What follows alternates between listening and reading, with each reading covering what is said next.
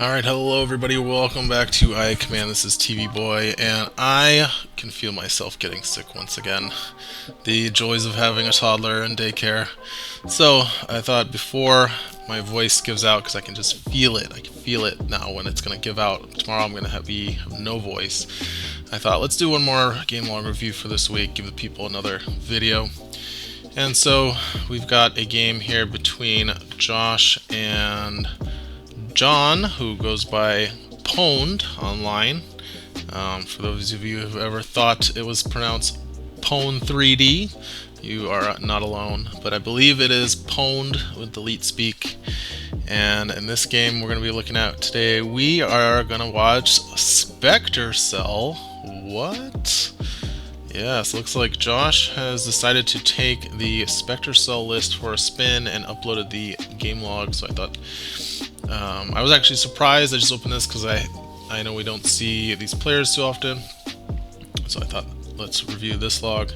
But let's make it a quick one too because I gotta go pretty soon. So yeah, Josh is playing Specter Cell. This card was nerfed very hard by FFG. We did IACP was actually the creation of IACP was actually spurred on by this card because FFG refused to touch it for so long. And then finally, about 4 or 5 months after Worlds, that was Specter Bowl, they nerfed it. For those that don't know, the card used to look like this. The big difference is, old card says, friendly figures gain +1 damage and +1 block. And of course, you can only include this card in your list if they all have Specter or Chopper as part of the subnames. Just these 6 figures here. Turns out that was really broken on a 2-point card. FFG nerfed it. Now it just gives you a damage power token and a block power token each round. Just one of each. Doesn't give it to everybody. But you can still exhaust it to give 2 movement and an attack to any figure out of its activation, which is really strong for 2 points. Also, the individual members have gotten buffs. Zeb was buffed in a recent Season 7. And Kanan was decreased from 8 points to 7 to be more playable outside of the Specter Cell list. So, there's actually an extra point in Specter Cell and IACP to play with. And it looks like Josh has used that extra point to get motivation and extra armor.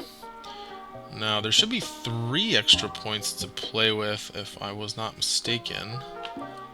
But I'm only seeing 8, 15, plus 14 is 29, plus 7 is 36, plus 2 is 30. Oh no, I guess there's just, oh right, 1 more point to play with because they always had the 1 point. So he's got 2 points to play with. He's taken motivation.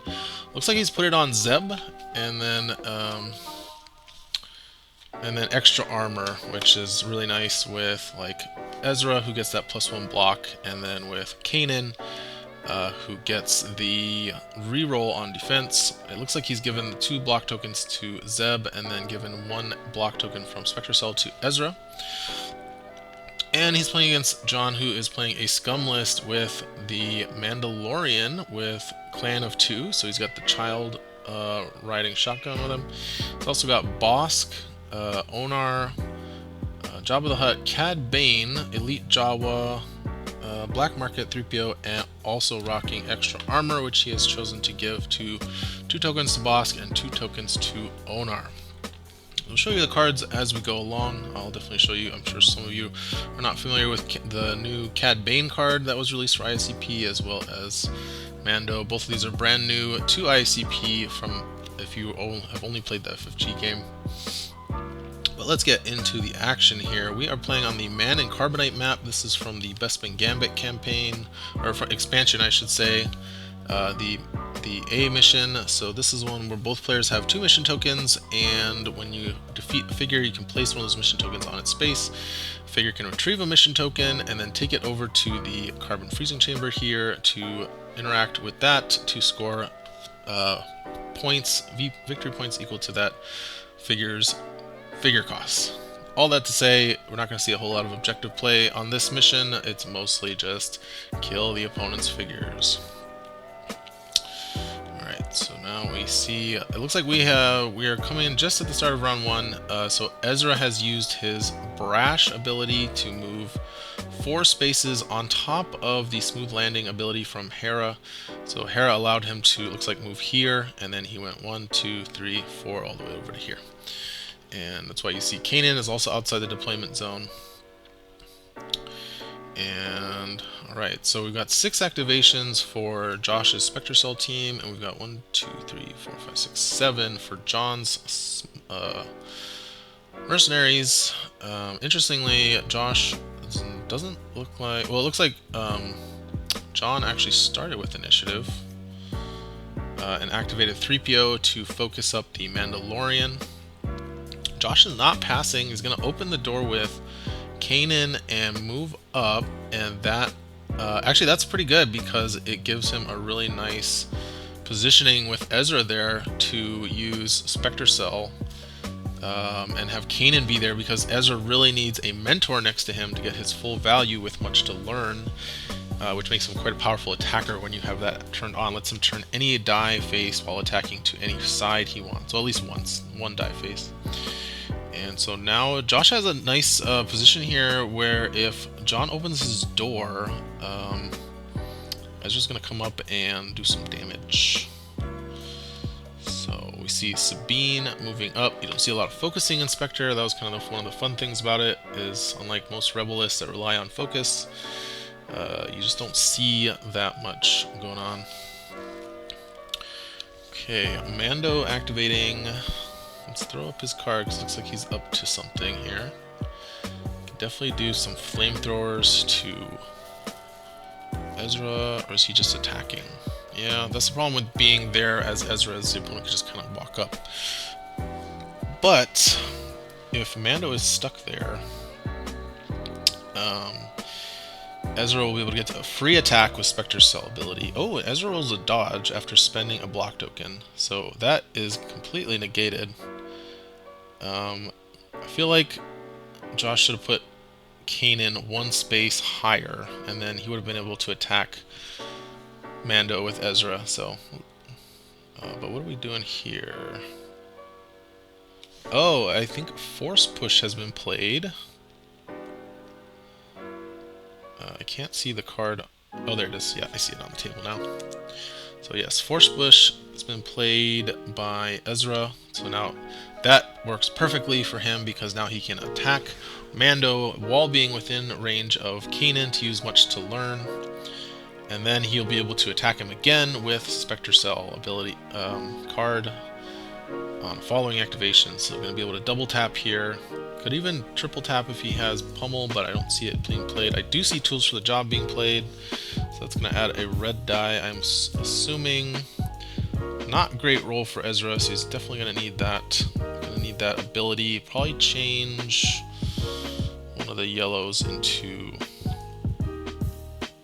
yeah, and he spent that token.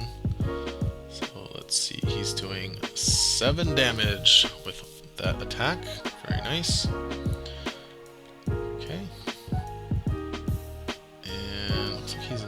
He's going to stay right there. So that is probably a good idea, because what he can do there is with Specter Cell card, you can choose, you can do either, you can do the movement or the attack in either order, but you have to complete the move fully. So by leaving Ezra next to Mando, he can attack Mando and then use the movement to get Ezra out of danger potentially. Alright, so Jawa gonna open the door for John, and now again we see that Josh has John in a tough spot here, because now Hera is gonna be able to activate, gonna take a shot at Mando. Spends the damage. Oh no, Mando spent a block token on that. He does get 2 to start with, thanks to his Mandalorian armor. And let's see, gonna do 3 more damage. So now Josh has to make a choice. He's gonna have to choose if he wants to use his Ezra attack. Oh, he's not gonna attack with Ezra yet. Interesting. Because what he could have done is he could have exhausted Specter Cell there, but he's waiting for... Okay. Cad Bane moving up. So now what might happen is Cad Bane might move Mando out of the way with I make the rules now. Is that another dodge? No. But Ezra is going to take 4 damage here.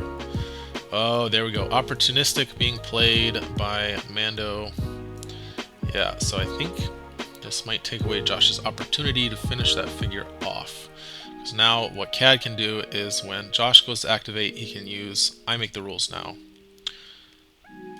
And steps back. Okay, so Cad now playing his command card here. So let's see, we have, I believe Zeb or Chopper is activating, and so Cad Bane playing his command card. He can move 2 spaces and he can perform an attack, but he can't attack the figure that's activating. But in this case, that's not a problem because he doesn't want to attack Zeb or Chopper. He wants to attack probably Ezra here. So attacking with false execution. Another dodge for Ezra. Does John have the heightened? He does not. 2 dodges for Ezra. Okay. So that was Zeb. So now, okay, so now we see it's happening. So Zeb is using motivation, which is a 1-point upgrade. It says you can exhaust this upgrade during your activation to have a figure that has line of sight to you, gain 1 movement point, and heal 1 damage. So that combines nicely with Specter Cell. So what he can do here is he's giving 1 movement to Ezra, healing 1 damage, and going to exhaust the Specter Cell upgrade to give Ezra 2 movement and now an attack, and he is going to go for Mando. I'm surprised. Could he have gotten away? 1, 2, 3. I guess I make the rules now would not have saved Mando from this play, so some good Spectre play by Josh. I'm liking this, what I'm seeing so far. I did play this list quite a lot back in the day. Cheesed some wins out of it. Might have cheesed a regional win first place with this list. It was definitely a cheesy broken list back in the day. It is not so much anymore. I think it's pretty fair and fun right now. Alright, so this is Ezra. He is going to get to use much to learn. Definitely going to kill that Mando, and going to have enough surges to use the surge for Recover 2, which is one of the things that makes Ezra so annoying, is when you give him multiple attacks, he gets multiple opportunities to use that Recover 2 ability. Should have 0 damage? Oh no, he had 4. He had 4 total, so he went down to 2, or he went down to 3, and then Recover 2 down to 1. And now Zeb going to double move up to Cad Bane. Going to use that bow rifle strike. It's so funny that we have that typo still for Let's Hot Honor Guard, but it's okay. Doesn't get to use his ability since he didn't roll a single die, but he's going to do 4 damage there. Going to put that Mando token down. I doubt we're going to see that get retrieved. And now Onar coming up, going to... Is he using Rush to deal damage? No, he's just going to perform an attack. No dodge this time for Ezra. Going to take a decent amount of damage. 8 damage from that. Ezra has 10 health. Oh, the Assassinate going to get played here. Going to add +3 damage to the attack results. And that's going to kill Ezra, who is going to play Dying Lunge to give him a move and an attack. You cannot recover yourself out of death with Dying Lunge because it defeats you no matter what your health is after you play the card, but it gives you some value. Going to use Much to Learn on this attack to change the die face, and that is going to kill Cad Bane, putting Josh at 13 points. Specter Cell doing pretty good here, and I've seen it do well in its current state. John going to put down an Ezra token, so basically that's Ezra's body, Mando's body. You can drag him over to the Carbon Freezing Chamber and score some bonus points. Chopper going to open the door and move it next to the terminal. And yes, John is going to get 8 points for killing Ezra because Jabba, of course, gives you a bonus every time you defeat a hostile figure. And now we're going to see Bosk coming up and performing an attack. Hopefully this isn't an indiscriminate fire attack. So plus 2 damage, 5, pierce 2. So 5 damage to Hera, I think. Could have rerolled there, but maybe it doesn't matter. And then going to do... is that 1 damage and 1 strain to Zeb and Kanan through the Indiscriminate Fire ability. Gonna discard, ooh, on the lam, Hostile Negotiation and Heart of Freedom. Oh yeah, because it hit Sabine as well. Hostile Negotiation, that is spicy for Specter Cell. Discard a random command card from you. I have to do to discard. Interesting. I've not seen this tech used in Specter Cell before. Kind of interesting. Not sure what to make of it. I'll have to think about it. But basically, can do some hand disruption to the opponent. I like it. I mean, there's nothing. I don't see anything wrong with it, but it seems cool. I wonder if there's a combo that Josh is trying to use with that. Alright, and I saw urgency go down. Okay, so this must be for black market. And John is going to pay 2 VPs, revealed tools for the job, and bought it with 2 victory points. So now down 6 to 13. I think the initiative is going to be Josh's here. Oops, what was that? Oh, take initiative being played by John. And do we see a negation? No. Wait a second, this is this Jawa? Okay, so we exhausted 3PO for take initiative. Activating the Jawa, looks like he's going for Hera. And I'm going to use heightened reflexes to cancel the 2 blocks. Does he need to do that?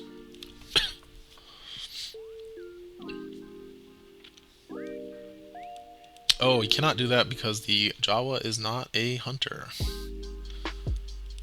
So Hera gonna survive with 1 health. Pretty bad roll for the Jawa there, or he just needed really 1 surge to get a nice plus 2 damage. Probably could have chunked through Hera, but I'm not sure about using your initiative for the Jawa. I think if you have the initiative, you want to go with a pretty high value figure before it can get knocked out. So probably like, I mean, I guess there just wasn't much that he could do. I think maybe Bosk there to get another indiscriminate fire and deal some more chip damage would have been good. Because now what he can do, now what Josh can do is he can spread his figures out with activating and using Specter Cell here. So we're seeing Kanan going in for an attack on Bosk. Probably going to see be 4 damage there. Gonna add a surge with Hera's called shots ability. I wonder who got tagged with Force Vision. I guess we'll find out at the next activation. So 5 damage. Oh, so that was Hera activating. So not going to be Force Vision. Hera activated, used Specter Cell to give Kanan an attack, and is now going to run far, far away so that she cannot die to Onar's Rush damage. Alright, so now we're going to see Bosk activate. Might as well go for the indiscriminate on... Well, if he does it on Zeb, the problem there is he will now chip his own figures down. Which is why it would have been better to do it at the start of the round when they were more than 2 spaces away from John's figures, but that's alright. We're going to see Bosk play Tools for the Job here, declaring an attack on Zeb, who has a block token. So 2 reds and green. Zeb is going to do 1, 2, 3, 4, 5, 6, pierce 2, 8 pierce 2, so that's going to be 7 damage to Zeb. And then I'm going to do indiscriminate fire. And by the way, if you use indiscriminate fire, you cannot then choose not to deal the damage that it rots on the figures on the board. You have to choose one of those dice, and the only dice you can choose is the non-red, which is going to be the 2 damage here. So important to remember. can't pull back once you unleash the beast. So it's going to do 2 damage to all of John's figures and 2 damage to Sabine and Kanan. Alright, so we're seeing an attack here from Zeb.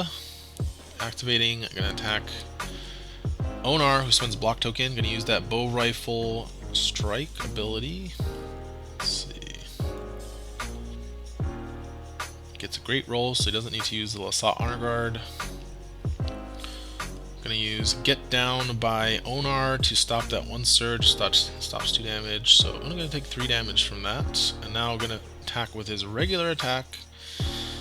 Onar, I don't think Onar had a token to spend there, so it looks like he's going to take 5 damage. And Zeb could recover some damage. Recovers 1.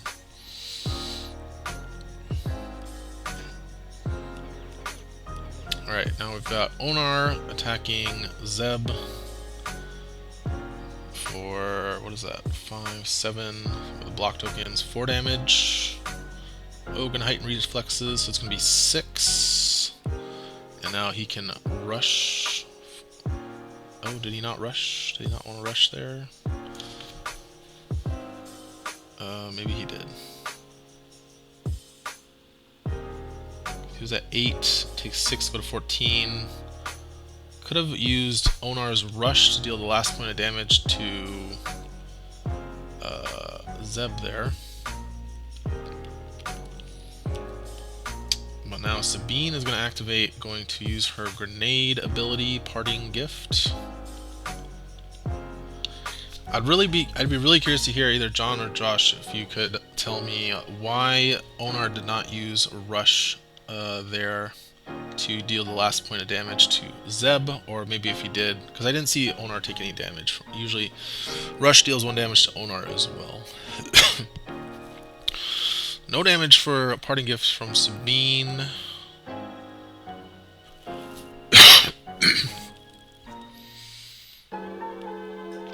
And gonna move up and take a shot at Bosk. By the way, Bosk does have extra health now. Used to be 8 points, 11 health. It's recently reduced to 7 points, given 12 health. Let's see if it matters here. Looks like he's got the extra block from the block token and getting a 3PO bonus as well. Did we see a element of surprise get played? No, so we should see some defense dice here. There we go. Okay, so we're gonna take 3 damage. Sabine gonna play Rebel Graffiti to put Josh at 15 VPs to John's 6. And now Jabba gonna activate. We're gonna see if looks like he's gonna spend the VPs here with the Jawa. And then Jawa is gonna use. Oh, I'm not sure what the discard is here for. What's the strain for?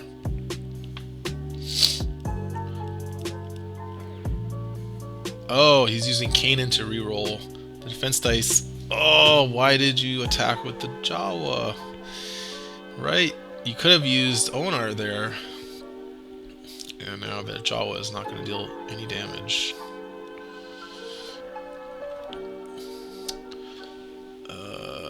Yeah, would love to hear why the Jawa attacked instead of Onar there with Jabba's order hit ability. And now it looks like Kanan is going to be able to activate and do the finishing attack here on Bosk. Putting Josh at, should be at 22 from that. And is that the game?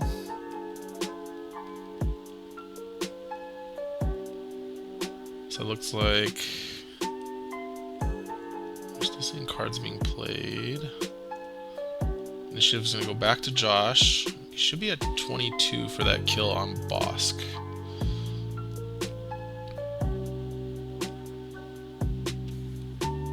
Okay, oh, Chopper's getting in the mix. I'm going to go for a ram on C3PO. I'm going to do 2 damage to 3PO, which I believe is going to finish him off. So yep, that indiscriminate fire backfiring a little bit there, giving the kill. Now going to perform an attack. Oh wow, that's a big one, and that is going to be a dead Jawa. So Chopper picking up 2 kills there. And that should be another 5 points, so it should be at 27. I'm not sure why Josh's scoreboard is not updating. Now going to use Specter Cell to give an attack to Kanan to go for Onar, who goes down to 1 health. Oh, and then the dreaded play from Specter Cell, Strength in Numbers. I'm going to be able to chain off of the 3-point Chopper, who is currently activating. Can now activate either Zeb or Kanan. Zeb's going to activate here. Going to use his bow rifle to deal the killing blow to Onar. And now going to go for the attack on Jabba. Does get to use that bow rifle strike ability, or that, excuse me, Lasat Honor Guard ability there with that terrible roll on the red die. So able to now change it to any die face. So it's going to be a decent amount of damage there. 4 damage to Jabba, and I think we're down to, who's that up there? I think that's Sabine. If that's Sabine, then this is over. Yeah, that's Sabine. So that is going to be it. Looks like Josh only lost 1 figure there, just Ezra, which is kind of how it used to play out in the old days. You just see 1 Spectre die and the others would not. So, wow, that was impressive. I was thinking, based on what Josh has told me, his thoughts about Specter Cell, which I will not share, but that was going to be a little rougher for Spectre there. But as you can see, Spectre's got a lot of tricks, and those chained attacks you can do with Strength in Numbers and Pummel, stuff like that with Ezra and Kanan, is pretty scary if you play it right, though. That's the thing now. So I think Spectre is a very skill-intensive list to play now. I think the skill ceiling is much higher than it used to be. Although, even with, there's a reason that in the finals of Worlds 2019, aka Spectre Bowl, we saw the 2 best players in the world playing against each other. The 2 players that ended up there, Brett Kelly and Daniel Taylor, they were previous either world champions or nationals champions and world champions contenders. Brett Kelly was nationals champion and made a bunch of had made world's top cut previous year. So the list has a lot of skill expression to it, which is why I really like it. But it was definitely toxic with that ridiculous stat buff to the entire list just always being on. The power tokens make it a lot more manageable.